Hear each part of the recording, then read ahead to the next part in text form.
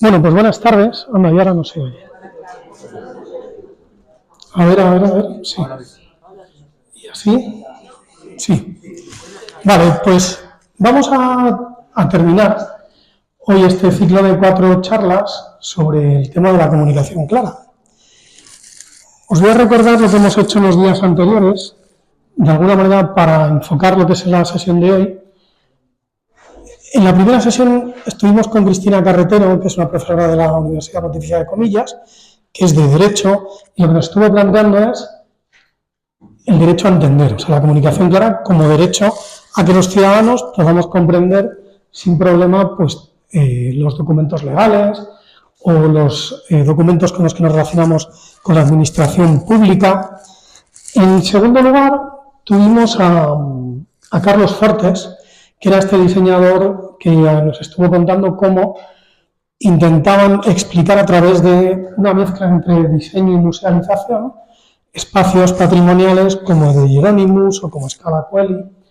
De esa manera, el diseño unido a la comunicación estaban intentando pues, hacernos comprender, pues en este caso, un espacio histórico, ¿no? Un espacio patrimonial histórico.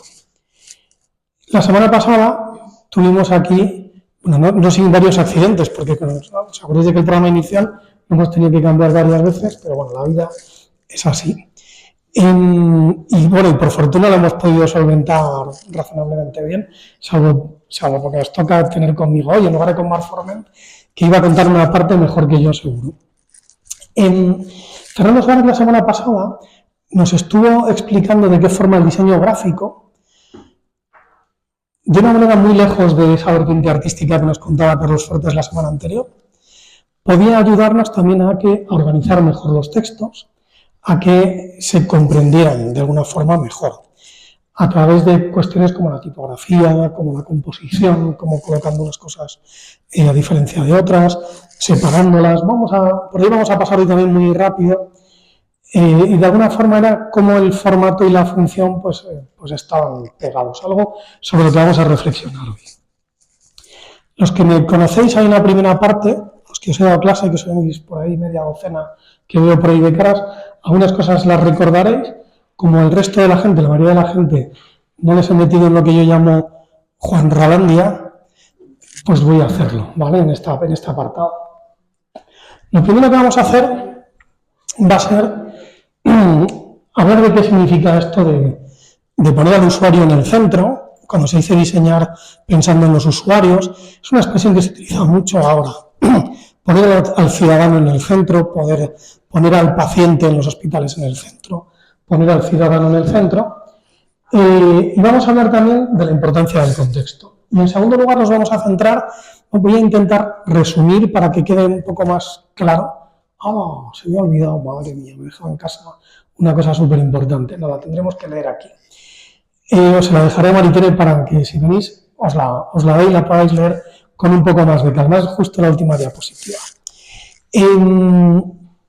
Cómo la comunicación clara, como asistida por el diseño y asistida, o el lenguaje claro, asistido por el diseño y asistido por otro tipo de herramientas, permiten cumplir mejor su función, permiten que nosotros podamos comprender mejor los textos.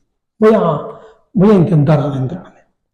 ¿Qué significa poner al usuario en el centro? Y para esto lo primero que me voy a preguntar es qué es diseñar. El otro día Fernando lo hizo también de alguna manera, Carlos Fortes también. Yo voy a intentar poner algunos ejemplos para intentar aterrizar un poco mejor. Mirad, yo estudié periodismo en esta universidad y empecé haciendo diseño de periódicos. Es lo primero que hice. Y ahí tenéis a mi hijo hace unos cuantos años, ahora ya me saca la cabeza, acercándose antes de saber leer a los periódicos. A periódicos en un kiosco de Lisboa, periódicos internacionales, encima estaban en otro idioma. Daba igual, él no sabía leer tampoco todavía. Entonces, ¿qué vería él? Pues vería formas, vería tipografía, vería color, vería bloques de texto, distinguiría cosas así, que es un poco lo que yo intentaba explicarle a mi madre cuando intentaba explicarle, cuando ella me preguntaba que a qué me dedicaba. Porque yo había estudiado periodismo, pero no escribía, ¿vale? Y ya hay una parte ahí que no acababa de entenderla. Por otro lado, los diseñadores también hacen cosas como esta, como una lámpara. O sea, diseño, no sé, está cerca del arte, pero es diseño industrial. Esos enchufes que veis en las paredes están diseñados también por diseñadores industriales que han utilizado un estándar, que es un estándar que utilizamos en Europa, que en otros lugares del mundo no funciona igual. Los que hayáis viajado habéis tenido que comprar conversores para poder enchufar lo que haya hecho falta. Y así que los diseñadores también se dedican a darle forma a las cosas. En este caso, bueno, la forma tiene mucha importancia, ¿no? Porque parece como que la estética aquí es muy importante. Esta es la fachada que hay al lado de la Purísima, enfrente del Palacio de Monterrey, donde se atisba algo, un poquito una tipografía, porque en Salamanca tenemos la suerte de tener una tipografía propia. Y hay diseñadores también que se dedican a diseñar tipos de letra, afortunadamente más legibles que el de las paredes de Salamanca y que el de los vítores, que no es una letra especialmente legible, no es una letra que utilizaríamos nunca en un documento legal. Otros se dedican a hacer identidad visual, hacen el logotipo, por ejemplo, de un restaurante que tiene 2 pisos y cada uno está decorado de un color distinto. Os lo imagináis, ¿no? Y fijaos que simple, no hace falta saber dibujar. Para gente que cree que para ser diseñador hace falta saber dibujar, no necesariamente, a veces es conceptualizar, ver ahí lo que aparentemente no está, verlo. O como este otro, que es el logotipo de unos magos. Y los magos lo que hacen es hacer desaparecer cosas, ¿no? Y lo que han hecho ha sido desaparecer y han dejado solo la virgulilla, con lo cual lo vemos perfectamente, pero está ahí, ¿vale? Claro, es una rama mucho más creativa esta, ¿no? De la identidad visual, por ejemplo. Este es el logotipo del centenario de Cervantes, que yo soy muy fan de algunos, los uso, los reutilizo mucho. El centenario tiene la letra C, tiene la C de Cervantes y tiene también esta lechuga o lechuguilla que se llamaba, que era este collar, ¿no? Que se utilizaba en aquella época. Es decir, aquí lo que está haciendo el diseño es simbolizar cosas, simbolizar una cosa como un evento, como un centenario, o un restaurante, cosas muy concretas, bueno, depende, ¿no? Eso es lo que hacen los logotipos. Aquí vamos a dar un saltito a cómo la forma y la función están muy unidas, porque a veces cuando hablamos de diseño gráfico nos vamos mucho a la forma que tienen las cosas porque nos llama la atención, porque nos parece creativa, o nos parece divertida, o nos parece llamativa, o nos parece bella. Y aquí lo que traigo son unas piezas que son del arte, no son del diseño. Las traigo a propósito porque trabajan justo con lo contrario a lo que trabajamos en el diseño. Esto es una copa de champán, de cava, ¿no? De champán, no sé.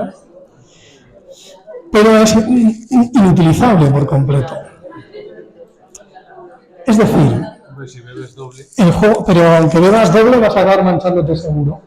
Y no creo que sea el objetivo cuando bebemos. Este otro, que es un monóculo, pero algo falla, ¿no? Fijaos que los autores de estas obras, a propósito, han creado formas que son muy parecidas a las del objeto, a las de otro objeto que está justo al lado, pero que no vale. ¿Y por qué no valen? Por la forma que tienen. Parece que sí, parecen bonitas o parecen de verdad, pero luego cuando las piensas no sirven. Este es el caso también de los objetos imposibles de Jacques Carelman, que tenía, por ejemplo, este objeto, al que titulaba Tetera para masoquistas. No sirve de nuevo, ¿vale? No sirve porque la forma que tiene el objeto, independientemente de la capa estética que tiene, que nos está diciendo cosas sobre las que vamos a trabajar ahora también, nos impide que la función para la que se creó el objeto pueda ser desempeñada, ¿vale? Porque en el diseño todos los objetos que configuramos, que perfilamos, que imaginamos, que bocetamos y que creamos son para algo, tienen que cumplir una función determinada. Mirad estos dos tándem para prometidos y para divorciados.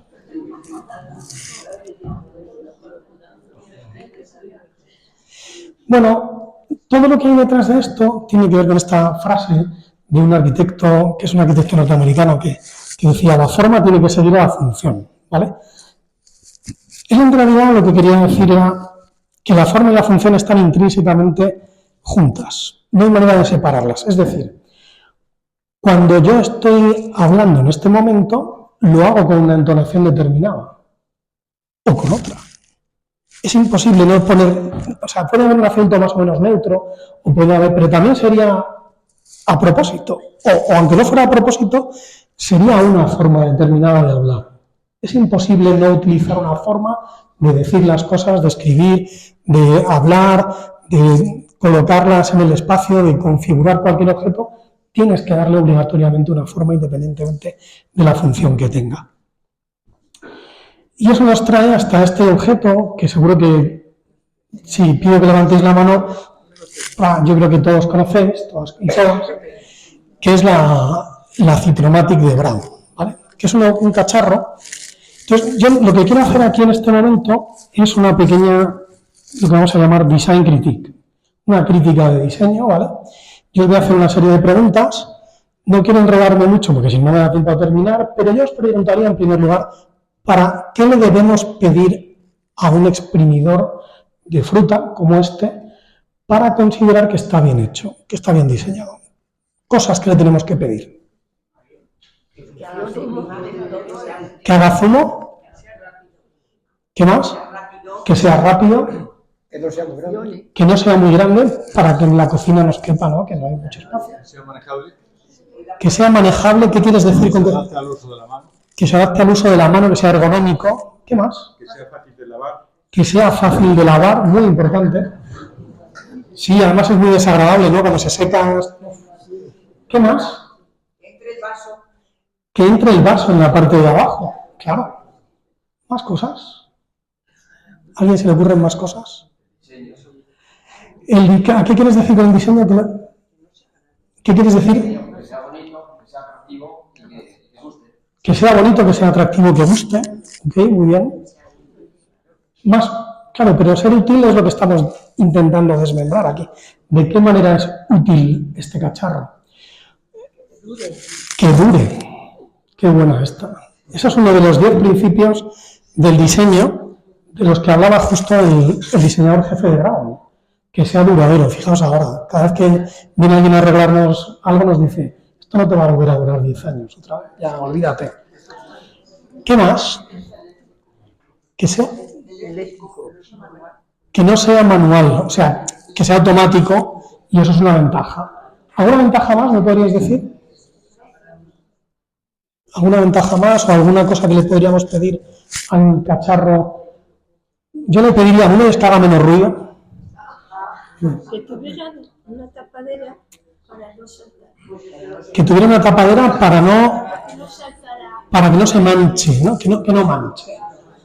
Claro, o sea, no solamente es limpiarlo, sino que no manche alrededor tampoco. Perfecto.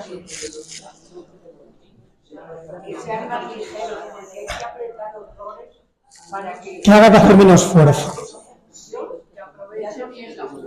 Muy bien. Ajá. Que el precio sea asequible, muy bien.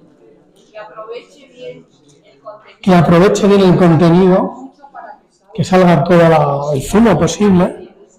Muy bien. Venga, 2 más como mucho. ¿Alguien más se anima? Y al colmo que proporcione las naranjas. Bueno, claro, que diera las naranjas, eso ya sería un árbol. Vale. Fijaos.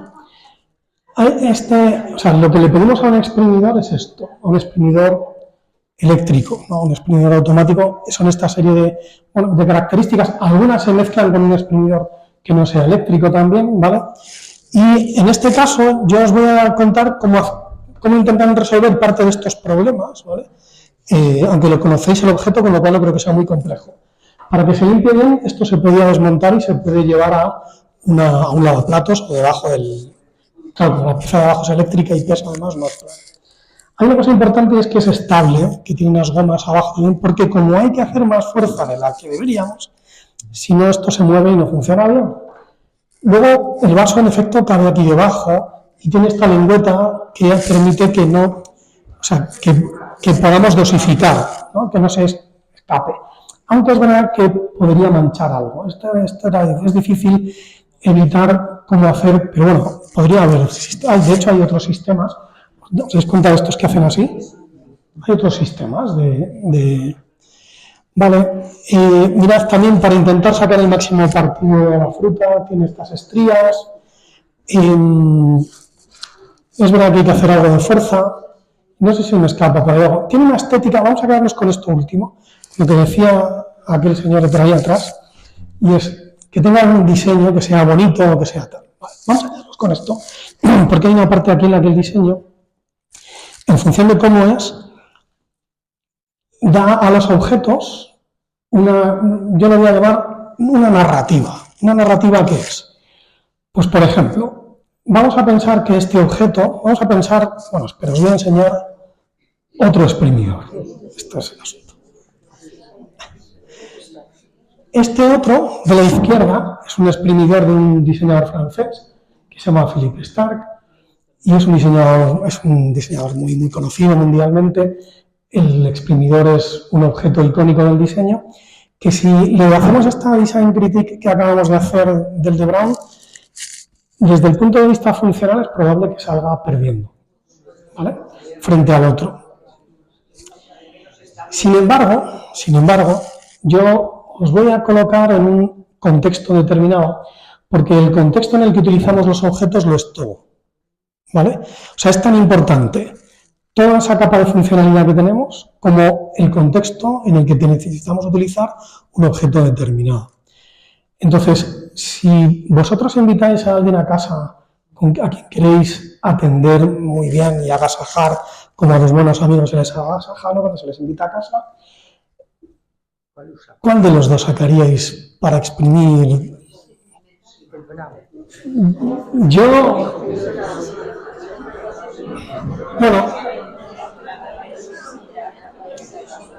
Vamos a quedarnos. Yo sacaría el de la izquierda.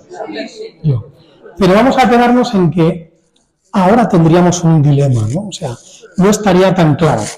Porque tiene alguna ventaja también, es que no es eléctrico, con lo cual nos lo podemos llevar al salón. O sea, uno de los dos objetos es de la cocina. Llevarlo al salón quedaría raro. Sin embargo, el objeto de la izquierda podríamos llevarlo al salón. El contexto, el espacio en el que estamos, el contexto en el que lo utilizamos, el diseño que tiene, esa estética que tiene, pues nos permite trasladarlo y utilizarlo en un contexto determinado que funciona bien, ¿vale?, a pesar de los otros inconvenientes, que los tiene, ¿eh? Porque los tiene. No voy a entretener más ahí. Claro, ¿veis que no hay por dónde agarrarlo? Que no es estable, tiene lo que llamamos el efecto wow, ¿no? Es muy guau, pero no tal. Vale. Wow, qué bonito. No sé si no tiene traducción, no es español también, yo creo. Bueno, sobre estas cosas habla este autor que se llama Norman, que es un psicólogo cognitivo que ha trabajado mucho en empresas también de tecnología y que tiene este librito del diseño emocional. En la portada original publicada en los Estados Unidos, veis qué objeto está utilizando, ¿no? El de Philippe Starck, ese exprimidor. En la portada en español se ve que no lo han querido pagar los derechos de imagen y no aparece. El diseño emocional. Este libro lo tenemos en la biblioteca de la universidad, aquí abajo, y os lo recomiendo porque de alguna manera nos ayuda a evaluar cómo los objetos, pues no cómo nos relacionamos con ellos y cómo les pedimos cosas a los objetos. Le pedimos cosas a un exprimidor, esperamos cosas de él, ¿vale? Y vamos a pasar de hablar de esto a formularios luego con los que nos entendemos con la administración. Le pediremos otras cosas, evidentemente, no lo mismo, ¿no? Esto mismo nos contaba Norman en ese libro. ¿Se diseña en equipo? Sí, normalmente sí. ¿Nos has hecho una... Bueno, a ver, hay equipos de diseño siempre. Brown, por ejemplo, tenía un equipo muy grande. Has hecho una serie de preguntas que parece una cascada de ideas. ¿Trabajan así a la hora de diseñar? Me preguntan por aquí que si a la hora de diseñar los equipos trabajan con esa serie de preguntas como las que yo os he hecho. La respuesta es sí. O sea, diseñar es una primera parte que tiene que ver en efecto con comprender para qué tiene que servir este objeto, en qué contextos se puede utilizar y qué espera la gente que lo va a utilizar de ellos. Estas son preguntas que hay que hacerse. Si no nos hacemos estas preguntas, lo estamos haciendo mal, somos artistas. O sea, eso es lo que hacen lo de la doble copa de cava, ¿no? Por ejemplo, o Jacques Kalman con la tetera para masoquistas. Que, hombre, en realidad probablemente haya hecho esa reflexión también, pero justo lo que está haciendo es adulterarla para provocar nuestra reacción. ¿Okay? Pero sí, en efecto, esa es la primera fase de diseñar, es hacerse ese tipo de preguntas. Hay una fase de investigación que llamamos, que es hacerse ese tipo de preguntas. Norman, el autor de este libro, en las primeras páginas nos cuenta que tiene 3 teteras en el alféizar de su ventana, la ventana de su cocina, ¿vale?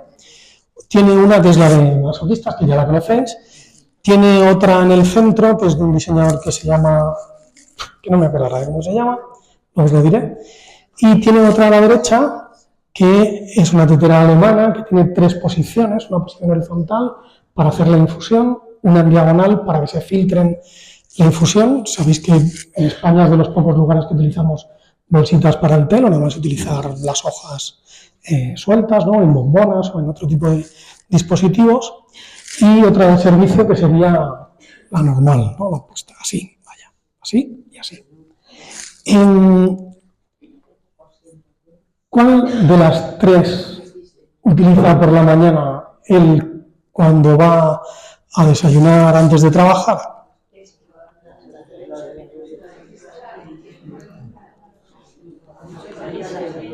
Esta es muy bonita, ¿eh? Esta es espectacular. No usa esta. Esta la he puesto ahí porque me gusta mucho, es espectacular. O sea, esta para un contexto como el de los amigos, que decíamos antes, ahora sacábamos esta, claro, seguramente. Pero para desayunar, usa esto. Porque de nuevo el contexto ha cambiado, ¿no? Entonces, ¿por qué utiliza esto? Pues porque tiene prisa, no está para bajar la manivela despacito y contemplar cómo se hace la difusión. No tiene prisa y necesita desayunar y punto, ¿no? Y que se limpie fácilmente y vaciarlo fácilmente y demás. Entonces, cada objeto que diseñamos tiene probablemente un contexto de uso óptimo, tiene unas expectativas que cubre frente a la gente que lo va a utilizar determinadas, ¿vale? Y eso es diseñar pensando en las personas, en definitiva. Es diseñar. Yo es que no se me ocurre otra manera de diseñar, ¿eh? Pero voy a intentar bajar un poco más para intentar acercarme a este concepto. ¿Qué es esto del diseño centrado en las personas? Mira, esta fotografía representa una clase de una universidad norteamericana que no recuerdo cuál era, o al menos esto recuerdo, la verdad es que rescaté la imagen y hoy estaba intentando recuperar a ver de dónde era exactamente y no he sido capaz de encontrarlo. Es de la pandemia. Cuando llegó la pandemia, en la universidad nos tuvimos que quedar todos en casa, en la universidad también, claro, y los estudiantes se quedaron en casa con su ordenador y nosotros con el nuestro en la nuestra. Y dimos las clases online, ¿vale? Y entonces estábamos, no sé, yo me acuerdo que tenía el portátil encima de una caja de zapatos para que fuera más alta. Claro, nadie veía mi caja de zapatos, afortunadamente. Tenía otra pantalla a otro lado, en fin. Tenía montado ahí un tinglado para poder dar las clases, ¿no? Y de repente me encontré con una foto como esta y dije, ya, qué mal estamos en la Ponti, ¿no? Comparado con cómo están aquí. Pero hice una segunda lectura, ¿vale?, en la que quiero que hagáis ahora una reflexión acerca de cuáles son los usuarios de una plataforma de enseñanza digital, ¿vale? Es decir, para poder diseñar tenemos que saber para quiénes diseñamos y qué usuarios tenemos diferentes, ¿vale? Entonces aquí tenemos 2 tipos de usuarios bien diferenciados. Uno es la profesora y otros son los estudiantes, ¿vale? Ahora quiero que penséis en la experiencia de usuario de la profesora frente a mí, que estaba con mi pantallita ahí dando clase, que si veía mi presentación no veía la cara de los estudiantes, ¿vale? Y esta otra profesora, hombre, la experiencia aquí es mucho mejor, ¿no? O sea, aquí tiene 2 pizarras digitales, tiene un set ahí que parece de televisión, tiene ahí delante y puede ver a todos los estudiantes la cara. ¡Guau!, ¿no? ¿Diseño centrado en el profesor? Sí. Ahora vamos a pensar en cuál era la experiencia de los estudiantes, ¿vale? Porque en un sistema como una enseñanza online, probablemente el objetivo número uno del usuario sobre el que teníamos que prestar más atención eran los estudiantes, ¿no? O sea, el usuario al que dedicamos nuestro producto, que es enseñar, ¿no? Y ahora quiero que penséis cuál era la experiencia de ese estudiante en la ventana de su portátil. ¿Qué cabe en la ventana de un portátil? Preguntas que voy a haceros. ¿Cabe una foto de la profesora así en grande para que se la vea? Bueno, cabe, pero solo o metemos eso. ¿Cabe la foto de todos tus compañeros? A la vez, ¿caben no una, dos pantallas? No, o sea, en la pantalla de un portátil no podemos meter. O sea, el estudiante no estaba viendo lo que nosotros estamos viendo en estas tres imágenes. Con lo cual, ojo, que no toda la tecnología ni todo lo que reluce, como bien sabéis, es oro, ¿vale? Esto para mí no es diseño centrado en las personas, no es diseño centrado en el usuario, porque creo que el usuario fundamental aquí debería ser el estudiante, no el profesor.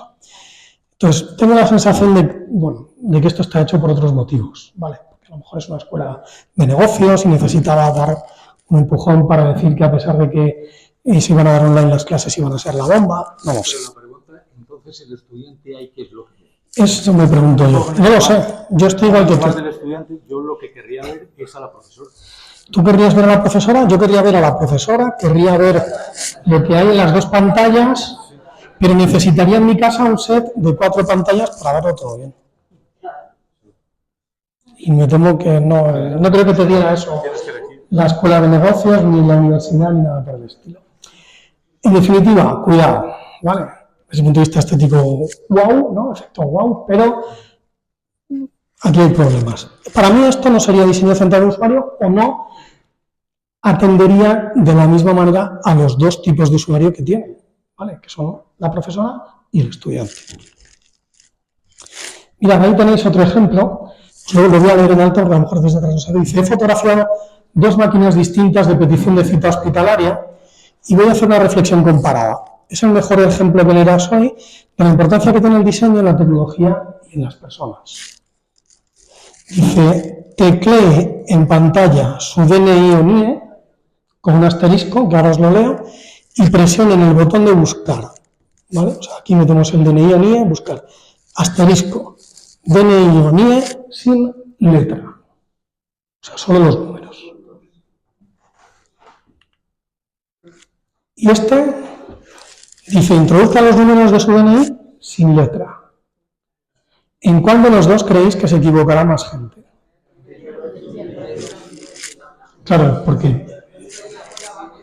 Por 2 motivos. Uno, están introduciendo aquí un patrón de diseño que es el teclado alfanumérico. Si no me dejas usar letras, no me las pongas. Será la garantía de que no me equivoque, ¿vale? Que a veces es lo que nos pasa, que nos están dando cosas que no tienen nada que ver con nosotros, están ahí por otros motivos. Y luego fijaos también la diferencia en cuanto al lenguaje, claro, que ya sigamos entrando en materia también. Dice, teclea en pantalla su DNI o NIE asterisco y te mandan abajo con un asterisco. Y fijaos aquí lo claro que es la instrucción. Introduzca los números de su DNI sin letra. Con una sola frase, sin dividirlo, mucho más claro, mucho más. Y cuando lo comparas con lo que tienes abajo, lo comprendes perfectamente. Vale. ¿Qué es lo que sucede? O sea, ¿por qué pasan estas cosas? Pues porque a veces quienes diseñan los espacios, los formularios, los textos, las webs, lo que sea, ¿vale? Tienen una cosa en la cabeza, o sea, este arquitecto diseña un espacio para que jueguen los niños y pone unos toboganes, para que los niños se tiren por los toboganes, ¿vale? Ese es el modelo del diseñador. Ha dicho, voy a crear aquí un sitio, mira qué chulo, se lo habrá enseñado a alguien, habrá dicho, qué bonito y tal, el alcalde ahora se habrá puesto tan contento. Y los niños, que tienen otra manera de pensar diferente porque tienen otras cosas en la cabeza, lo que han hecho ha sido, lo voy a poner otra vez porque merece la pena.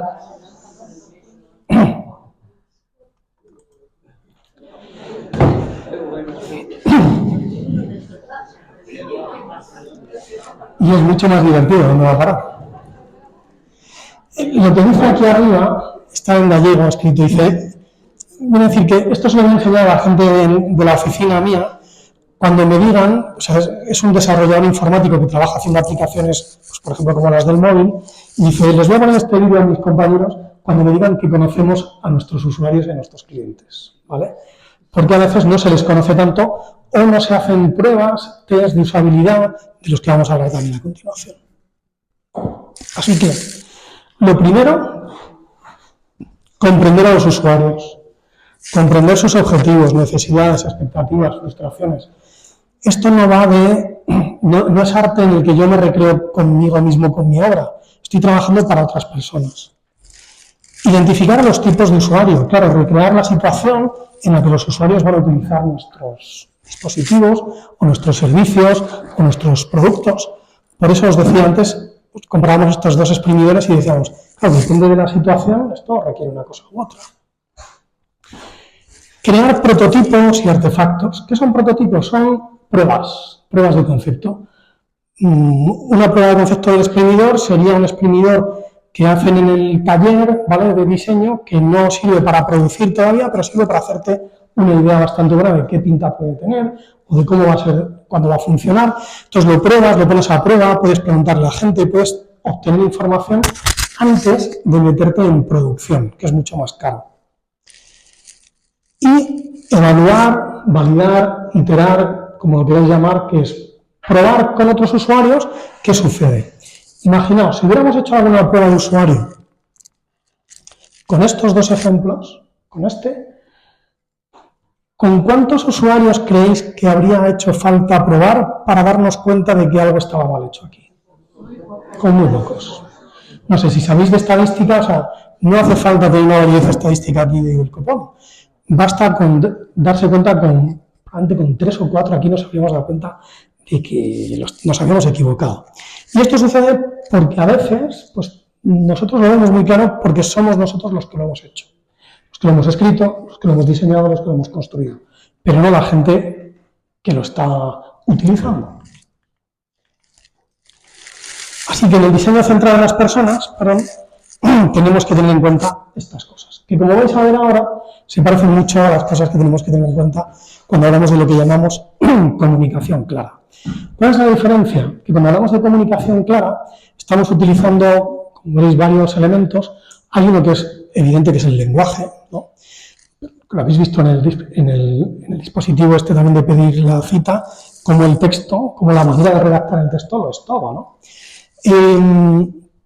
Pero vamos a necesitar también trabajar no solo con el lenguaje, sino con la disposición de los elementos, con esa jerarquía de la que nos hablaba el otro día también Fernando Suárez, con una serie de cuestiones. Bueno, vamos a adelantar y así lo vamos viendo. ¿Qué es la comunicación clara? Dice ahí abajo, firme aquí para indicar que no tiene ni idea de lo que acaba de firmar. Que levanten la mano quien ha sentido esto alguna vez. Todos. Firme aquí donde pone el pringao. Tal cual. ¿Me dejas hacer una foto? Sí, corre, pero date prisa que me queda un poco de tiempo. Y esto lo quiero contarlo todo, que si no, no tiene sentido. Firme aquí para indicar que no tiene ni idea de lo que acaba de firmar. ¿Lo tienes? Sí, sí. Vale. Esta es una carta de una pizzería a la que voy yo algunas veces y en la que tardo mucho en decidirme. Bueno, ya no, porque ya he ido más veces y ya sé. Pero ¿os ha pasado también alguna vez que cuando tenéis mucha información está toda como muy homogénea, es muy complicado tomar decisiones? Cuanta más información haya, cuanto peor jerarquizada esté, es más difícil elegir también. Dicen Montoliu y Tascón, comunicar de forma clara significa transmitir de forma fácil, directa, transparente, simple y eficaz información relevante para la ciudadanía por cualquiera de los diferentes canales, o sea, por papel, por el móvil, por la web, por donde sea, ¿vale? Y adaptarla a sus peculiaridades. Ahí es nada. La Federación del Lenguaje Claro Internacional dice, una comunicación está en lenguaje claro si la lengua, la estructura y el diseño son tan claros que, o sea, este es el test de validaciones, que el público al que está destinada puede encontrar fácilmente lo que necesita, qué pizza quiere, de qué sabor, comprende cuánto es el tipo de interés que tengo que pagar en mi crédito hipotecario, ¿vale? Comprende lo que encuentra, claro, no basta con encontrarlo, hay que comprenderlo, y usa esa información, y está en condiciones de utilizar esa información. Entonces, pensad la cantidad de formularios que hemos firmado a lo largo de nuestras vidas en la que esto, desde luego, no ha sucedido. Para organizar todo esto, se publicó, ahora en español hace bien poquito, ya estaba escrito en inglés, una norma ISO. O sea, una norma ISO, la ISO es la International Standard Organization, es un organismo que en España lo lleva UNE, que lo que permite es generar estándares para que las cosas se hagan de la misma manera, siempre. Si habéis trabajado en temas de calidad, pues habéis visto la ISO 9001, la 9001, cosas así. Bueno, esto sirve para esto de lo que estamos hablando. Y dice que tiene 4 principios rectores. Y ya siento que se me hayan escapado las negritas al tener que pasar de mi portátil a este otro, porque mi texto era más claro del que estáis viendo, ¿vale? Dice, por un lado, debe ser pertinente el texto. Los lectores obtienen lo que necesitan en un contexto que hemos analizado. Encontrable, esta palabra en español es un poco rara y fea. Los lectores pueden encontrar fácilmente lo que necesitan. Esto lo hemos visto antes. Comprensible, los lectores pueden entender fácilmente lo que encuentran. Utilizable, los lectores pueden utilizar fácilmente la información. Como veis, la ISO lo que ha hecho ha sido coger la definición de lenguaje claro que ya estaba consolidada y con esto, con esta ensalada de principios rectores, genera estas cuestiones que hay que tener en cuenta. ¡Joder, qué rabia! Estas cuestiones que hay que tener en cuenta, ¿vale? Porque si me habéis colocado cosas ahí también por la tipografía. Que son la audiencia del propósito, la estructura del texto, el diseño, la expresión y la evaluación, la validación. Audiencia y propósito. Deberías pensar, si vas a hacer un texto en lenguaje claro, deberías pensar en quién es su audiencia, cuál es su edad, su profesión, su educación, sus habilidades, su contexto. Claro, no es lo mismo que yo redacte un texto, si yo soy el director médico del hospital, redacte un texto orientado al resto de mis colegas médicos, donde puedo utilizar el lenguaje de especialidad, que llamamos, o sea, el lenguaje técnico, que si escribo un texto para los pacientes. No es exactamente lo mismo, ¿vale?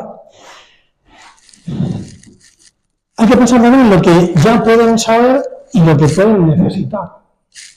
Hay que tener en cuenta lo que querrían lograr leyendo tu comunicación.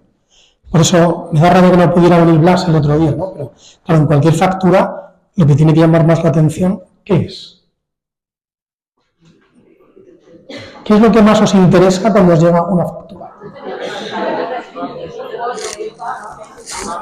¿Cuánto hay que pagar? Esto es evidente. Mirad, esto es el rediseño de la multa de tráfico del Ayuntamiento de Madrid, ¿vale? Este es el formulario original y este es el formulario obtenido después de lo que llamamos un proceso de clarificación, ¿vale? Entonces, aquí se juntan dos cosas. Una es que el Ayuntamiento tenía mucho interés en que la gente fuera consciente de que con el pronto pago se podían ahorrar 50%, porque habían descubierto en la primera fase de investigando que había gente que no sabía esto. Entonces no pagaba antes, no porque no quisiera, sino porque no sabía que lo podía hacer. Entonces destacan este asunto por encima de lo demás. Aunque está abajo, o sea, lo más importante suele estar arriba, esto está abajo, pero ¿cómo lo destacan? Poniéndolo con el color de fondo azul y poniéndolo en grande también, ¿vale? Generando bloques de información diferentes. Poniendo bloques en negrita, aunque de lejos no podéis leer, se perciben los cambios de más oscuro, más claro, y que hay los espacios en blanco que permiten separar la información. Así que aquí nos tenemos que debatir entre el lenguaje de especialidad, el de los policías municipales de Madrid y los técnicos de la hora, los funcionarios que conocen cuál es la legislación bajo la que se rige, que te puedan poner una multa o no, cómo puedes recurrir, cómo no, todo ese lenguaje técnico y el lenguaje claro. Y lo que dicen los estudios es que no está reñido, que no tiene por qué estar reñido. Es verdad que hay veces que hay que poner textos legales tal cual, y los textos legales no son precisamente claros normalmente. Pero en lugar de ponerlos así de grandes, puedes explicarlo de una manera y ponerlos con letra pequeña para que estén ahí, para que si los quieres utilizar, los utilices en un segundo lugar, pero puedas saber. Vale. ¿Qué es comunicación clara? ¿Qué más deberíamos tener en cuenta? Estructura. Deberíamos preguntarnos, ¿cuáles son las estructuras comunes utilizadas para este tipo de comunicación? ¿Con qué estructuras estarán familiarizados los lectores? Pues si es una factura, pues uno va buscando pues cuánto tiene que pagar y a lo mejor cuánto ha consumido, de lo que sea. No sé. ¿Qué secuencia será lógica y fácil para los lectores? ¿Qué es lo que uno espera encontrarse ahí? Consejos. Utilizar resúmenes para presentar información clara delante de los detalles. Ese resumen que nos explique ese texto legal que para nosotros puede ser incomprensible. Dividir la sección en trozos aproximadamente iguales, que tengan la misma importancia, pues tienen que ser igual de grandes. Considerar algún texto de transición para vincular una sección con la siguiente. Esto normalmente es importante en textos más largos, ¿vale? Cuando son textos normales, no como estas facturas que hemos visto antes. En el diseño tenemos que tener en cuenta la composición, de la que nos habló el otro día Fernando Suárez, cómo si fragmentamos los textos o si los colocamos, los ordenamos, creamos bloques de información diferentes, somos capaces de entenderlos mejor también, de interpretarlos mejor. La tipografía, el tipo de letra, porque hay tipos de letra que son muy legibles y tipos de letras, sin embargo, se leen mejor. Entonces, esto hay que tenerlo en cuenta. Y gráficos o iconos que puedan ayudarnos a que se entienda mejor también la información que queremos mostrar. Ahí tenéis, por ejemplo, la misma carta, ¿vale?, hecha de dos maneras distintas.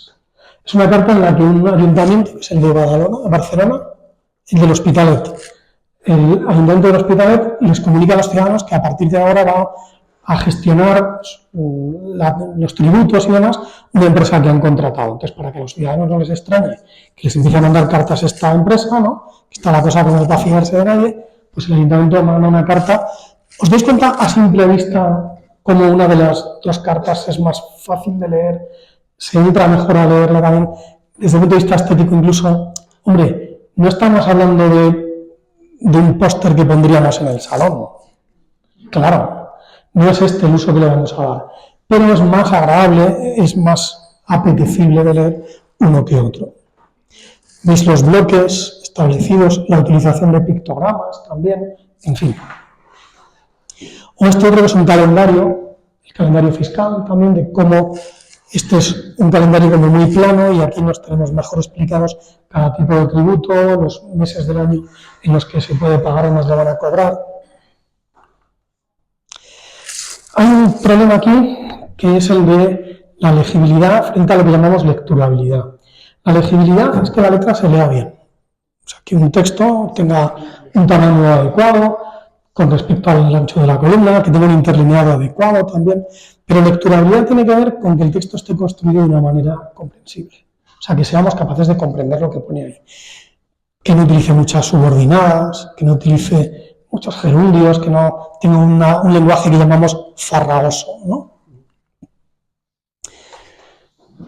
Por eso en el diseño solemos utilizar encabezados significativos, separamos en bloques el texto, usamos un interlineado suficiente, usamos gráficos, iconos, tablas u otros elementos que sirvan para hacer más claro el mensaje.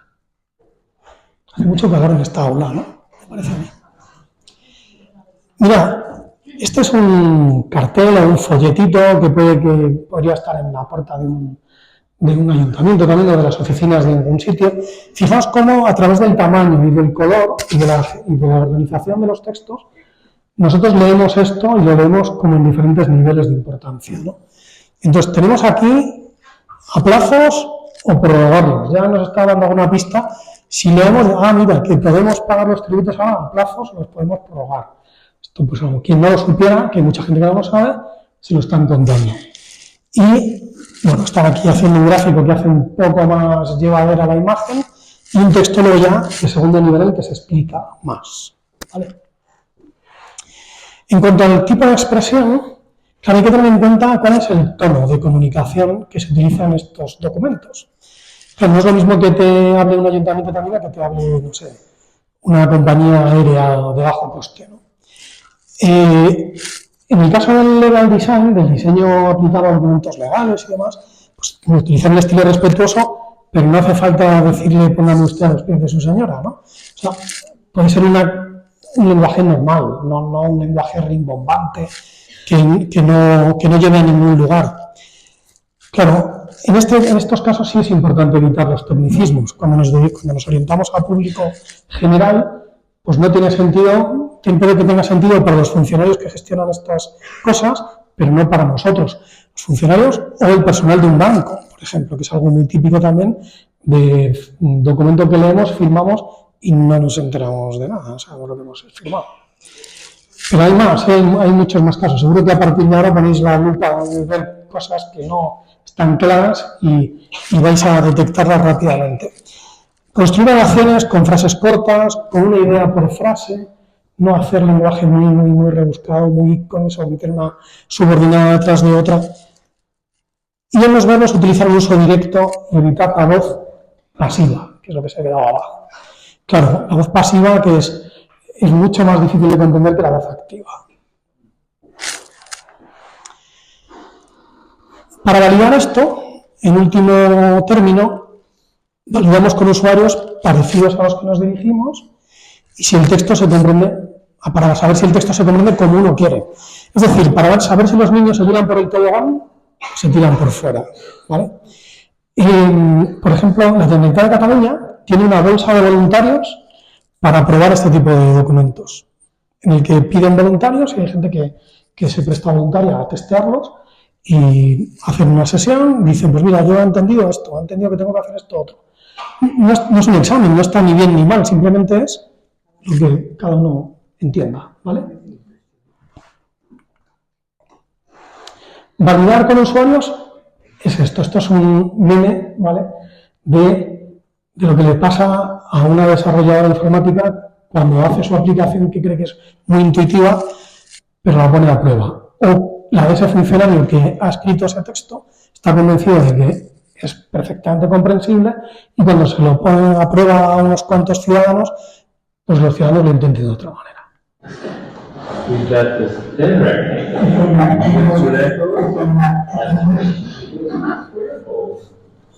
And up next, a cylinder. I think that goes in a square hole. El círculo. No, that is semicircle right here. Do you see a slot that would fit a semicircle? El semicírculo. Up next, a triangle. Nieto de 5 años. We have the heart. Just that. Esto es literalmente lo del ejemplo que os he puesto antes del teclado alfanumérico. O sea, si dejamos la posibilidad de una interfaz, en este caso una interfaz gráfica, de que la gente pueda hacerlo, habrá quien lo haga. O sea, no tengas ninguna duda. Bueno, en esto andamos un grupo de profesores de varias universidades que el año pasado organizamos el segundo congreso internacional sobre comunicación clara, ¿vale? Y con gente, pues mira, de la Rey Juan Carlos, de la Conti, de la Universidad Católica de Murcia, este año se unirá a la Universidad de Andalucía también, y lo que hacemos ahí es juntarnos gente de disciplinas muy diferentes, ¿vale? Normalmente, como mínimo, tiene que haber gente de Derecho, gente de Lingüística, gente de Diseño, mínimo esas 3 patas tienen que estar, a lo mejor luego de la especialidad que toque correspondiente es probable que tenga que haber gente, pero se puede abrir a más personas y a más profesionales porque cuando hay que adaptarse a los usuarios a veces hay condiciones muy específicas y muy diferentes, ¿vale? Por ejemplo, hay un paso más allá que se llama lectura fácil, que es una manera de redactar que está optimizada para que la comprendan personas que tienen algún tipo de disfunción cognitiva o de discapacidad cognitiva, ¿vale? Estamos organizando el congreso para el próximo año, que tendrá la sede aquí, aunque es un congreso fundamentalmente online con algunos talleres que también hacemos. Así que si hay algo en donde podáis caber, yo se lo comunicaré a Maritere para que lo sepáis. Y... qué mal. Se me han ido ahí los... Y no me digas que lo he puesto aquí. Déjame un segundo. Sí. Vale. Bueno, aquí había los emojis, ¿vale? Que en el vídeo los voy a dejar bien puestos para que Esther lo pueda montar en el vídeo correctamente. Pero este es un test de validación de si un texto está en lenguaje claro, si hay comunicación clara o no la hay. El texto funcionará si la persona que lea el documento puede: 1. Localizar con facilidad lo que busca. 2. Comprender lo que lee. 3. Actuar o tomar una decisión. Y en esta parte es donde se me ha olvidado, y ya me da pena porque clavaba los tiempos, pero me he dejado en casa unas copias impresas que había hecho para que pudierais leer directamente sobre papel, pero se lo voy a dejar a Maritere y podéis pasar a recogerlo. Esto. No se lee desde atrás, os voy a leer. Son las dos primeras alertas que sonaron en la Dana de Valencia como alarma en el móvil, ¿vale? Sabéis que este sistema lo que permite es a las autoridades es lanzar un mensaje que nos llega a los teléfonos móviles, da igual, no hay que hacer nada, aparece, se pone a sonar ahí como una chicharra y aparece el texto, ¿vale? Entonces, fijaos, estamos en situación, tenemos el contexto de uso del mensaje, lo tenemos, ¿no? Localizar con facilidad lo que buscamos. ¿Qué es lo que buscamos en un mensaje así? ¿Qué tenemos que hacer? Comprender lo que se lee. Actuar o tomar una decisión con respecto a la información que nos han dado. Vamos a leer el primero, os lo voy a leer en voz alta. La captura que llevo es esta, ¿vale? Yo he recuperado aquí unos tweets que están publicados con esa fecha, he dejado ahí entera toda la información. Dice: alerta de protección civil.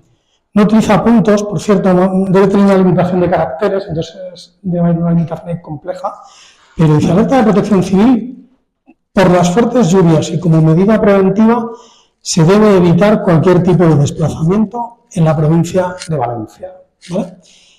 Aquí en lugar de, como hay un punto, pero tampoco se diferencia esto con mayúscula ni minúscula, es un poco confuso al leerlo al principio. Estén atentos a futuros avisos a través de este canal. Este canal, vamos, que es tener el móvil de la mano, vaya. Y fuentes oficiales en x@gva112, que supongo que será el canal de Twitter de la... Pero ¿cuántos de vosotros...? Vamos, yo estoy dudando ahora, ¿eh? Este será el canal de Twitter que se llama X ahora del 112. Pero ¿cuántos de vosotros utilizáis Twitter o X? Levantad la mano. Yo y cada vez menos. Pero... y en Apunt, que es el canal autonómico de televisión valenciano, ¿vale? Luego está puesto en valenciano, ¿vale? Bueno, yo esto me parece muy bien porque en Valencia hablan valenciano. Entonces, aunque nosotros no entendamos bien lo que pone ahí, ellos sí. O sea, no, de hecho, habrá gente que lo entienda mejor que lo otro, habrá de todo. Vamos a ver en la siguiente alerta qué es lo que dice, ¿vale? Dice: alerta de protección civil. Por las fuertes lluvias, se recomienda permanezcan en sus casas. Aquí ya hay una orden más clara de qué tengo que hacer yo aquí con este mensaje que me acaba de llegar. No voy a entrar a valorar nada, ¿vale? No voy a meterme ese lío a día de hoy, que si alguien tiene curiosidad que me lo pregunte luego. Opinión tengo. Pero voy a valorar únicamente el tema de los textos y el tema de la composición y el tema del lenguaje claro, ¿vale? En viviendas y zonas próximas a ríos, cauces, barrancos o ramblas, permanezcan alejados en zonas elevadas. Ostras, esto es una instrucción mucho más clara, ¿no? Estén atentos a futuros avisos de este canal y fuentes oficiales. X, @tal y en upload. Luego ya el mensaje en valenciano. ¿Os dais cuenta de que el segundo mensaje es más claro que el primero? Que el primero está escrito, supongo que, bueno, no voy a entrar a hablar por qué, pero está peor escrito el segundo del primero que el segundo. Y si os dais cuenta, y si lo pasamos por la trituradora de localizar con facilidad lo que buscamos, es un test de estrés del lenguaje clave, porque das cuenta de la situación, das cuenta de las limitaciones de caracteres, de texto que tenemos ahí, no podemos jugar tampoco muchas cosas con el diseño ni con nada por el estilo, solo tenemos mayúscula, minúscula y signos de puntuación, no hay mucho más ahí. Comprendo lo que leo y actúo o tomo una decisión. Pues yo creo que con esto lo voy a dejar, porque es probablemente uno de los mejores ejemplos que podemos tener de comunicación clara. Espero que os haya resultado, no sé, útil, claro y significativo para vuestras vidas saber que esto existe y que es un derecho que tenemos.